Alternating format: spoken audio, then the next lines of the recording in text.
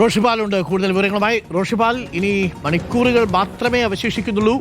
ഇനി കൂട്ടിയും കിഴിച്ചും കാത്തിരിക്കുന്നവരെ സംബന്ധിച്ച് വളരെ ആശങ്കാജനകമാണ്. ചിലർക്ക് രാജ്യഭാരം, ചിലർക്ക് വനവാസം, ചിലർക്ക് ആത്മവിശ്വാസം. എന്താണ് അവസാന നിമിഷം മുന്നണികളുടെയും നേതാക്കളുടെയും ഒക്കെ കണക്കുകൂട്ടൽ റോഷി? അരുൺകുമാർ, മറ്റന്നാള് രാവിലെ 8 മണി മുതലാണ് വോട്ടെണ്ണൽ തുടങ്ങുക. സംസ്ഥാനത്തെ 140 നിയമസഭാ മണ്ഡലങ്ങളിലെ വോട്ടെണ്ണൽ 43 ഇടങ്ങളിലാണ് സജ്ജമാക്കിയിരിക്കുന്ന വോട്ടെണ്ണൽ കേന്ദ്രങ്ങളിൽ നടക്കുക. രാവിലെ 8 മണിയോടെ തന്നെ ആദ്യ ഫലസൂചനകൾ അറിയാൻ കഴിയും. 6 മണിക്ക് ബാലറ്റ് പേപ്പർ സൂക്ഷിച്ച സ്ട്രോങ് റൂമുകൾ തുറന്നു തുടങ്ങും.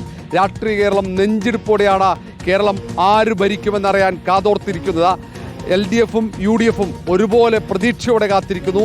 എക്സിറ്റ് പോളിന്റെ ആത്മവിശ്വാസത്തിലാണ് UDF അട്ടിമറി വിജയം പ്രതീക്ഷിക്കുന്നതെങ്കിൽ വികസനമടക്കം ചർച്ച ചെയ്ത തെരഞ്ഞെടുപ്പിൽ വലിയ പ്രതീക്ഷ തുടർഭരണം ഉണ്ടാകുമെന്ന പ്രതീക്ഷയാണ് LDF കേന്ദ്രങ്ങൾ പങ്കുവെക്കുന്നത്.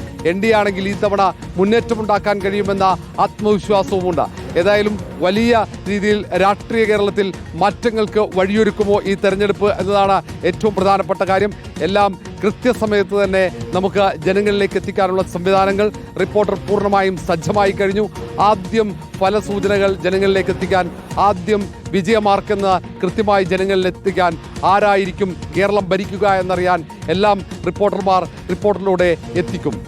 Thank you Roshipal. പ്രിയപ്പെട്ട പ്രേക്ഷകരെ, അതിവേഗം റിസൾട്ടും വസ്തുതാപരമായി തന്നെ അറിയാൻ പ്രിയപ്പെട്ട പ്രേക്ഷകർ റിപ്പോർട്ടർ TV കാണുക.